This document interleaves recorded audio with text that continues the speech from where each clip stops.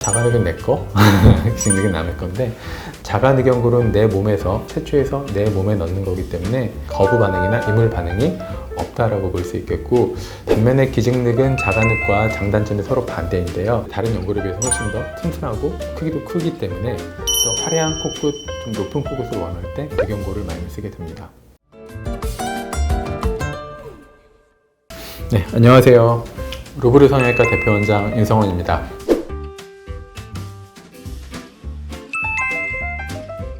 보통 콧대를 높일 때는 실리콘 보형물이나 고어텍스 보형물을 쓰게 되고, 코끝을 높이거나 모양을 변경할 때는 연골을 쓰게 되는데, 비연골, 비중격 연골이 부족할 경우에는 늑연골을 쓰게 됩니다. 또한 늑연골은 이제 다른 연골에 비해서 훨씬 더 튼튼하고 크기도 크기 때문에 더 화려한 코끝, 좀 높은 코끝을 원할 때 늑연골을 많이 쓰게 됩니다.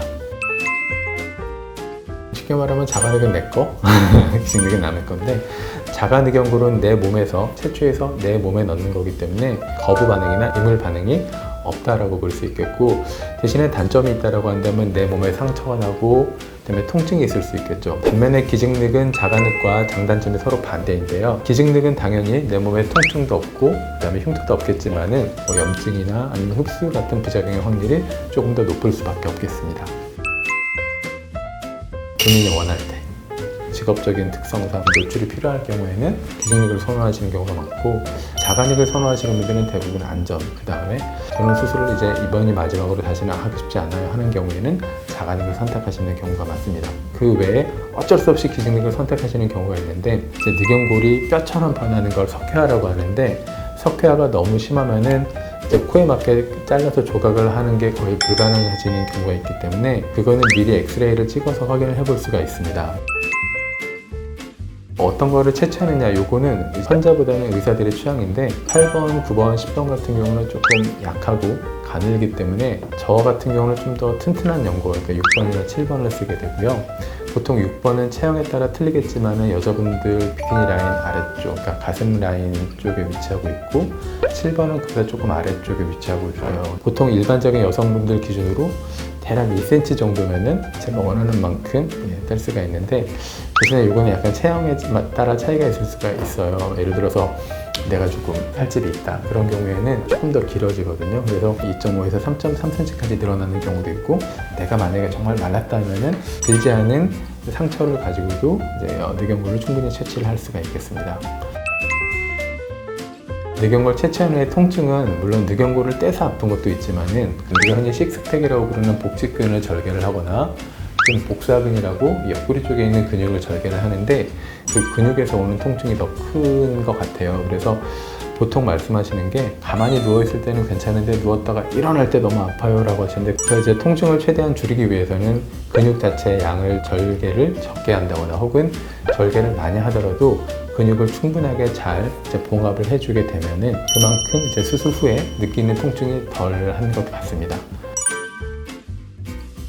맞는 것 같습니다.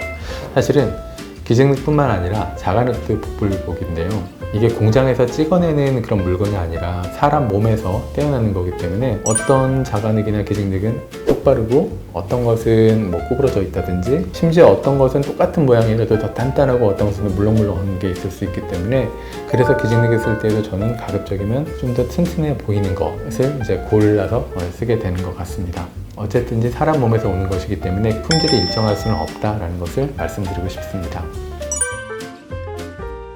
저한테 이런 질문을 하시는 경우가 있어요. 사실 자가늑을 채취할 때 자가늑 밑에 있는 흉막이라고 있는데, 그 부분을 찢어지거나 손상이 가해지면은 비용이 생길 수가 있는데, 근데 그 자가늑을 채취할 때 흉막을 손상을 시키지 않고 채취를 하면은 그 후에 비용이 생길 일은 없다라고 생각을 하시면 됩니다. 맞다고 생각하는데요. 되게 흡수라는 게 이제 용어, 어감 때문에 조금 오해를 일으킬 수가 있는데, 기증늑뿐만 아니라 어떤 연골도, 심지어 귀연골도 여기서 떼서 코에 넣으면은 그 순간부터 조금씩 흡수가 일어나는데, 흡수라기보다는 저는 좀 약해진다라고 표현을 하는데요. 예를 들어서 콜라겐 섬유가 100개 있던 늑연골이 있다라고 한다면, 1년 지나고 2년 지나면서 99개, 98개 이렇게 콜라겐 섬유가 줄어들면서 연골의 강도 자체가 조금 약해진다. 이게 좀 더 정확한 표현이라고 말씀드릴 수 있겠습니다. 이 부분에 대한 질문도 제가 많이 듣는데 사실 늑연골 자체가 우리 몸을 둘러싸고 있는 연골이기 때문에 기본적으로 좀 이렇게 휘어 있거든요. 운이 좋게 휘어있지 않은 늑연골이 나온다라고 한다면은 그거를 그대로 사용을 하면 되고, 만약에 와핑이 일어날 조짐이 보인다거나 와핑이 충분히 일어났다라고 하면은 이거는 제가 방송에서 공개하기 좀 어려운 노하우이긴 하지만은 이 휜 부분을 오히려 이용해서 그 부분을 상쇄시키는 노하우가 있기 때문에 와핑에 대해서는 너무 걱정하지 않으셔도 괜찮겠습니다. 오늘은 코 수술 재료 중에서 가장 중요한 재료인 자바늘 그리고 기증력에 대해서 여러분들과 함께 알아보았습니다. 영상에서 말씀드린 내용 외에도 궁금하신 거 있으면 댓글 달아주시면 제가 성심성의껏 답변해드리도록 하겠습니다. 지금까지 루브르 성형외과 대표원장 윤성원이었습니다. 감사합니다.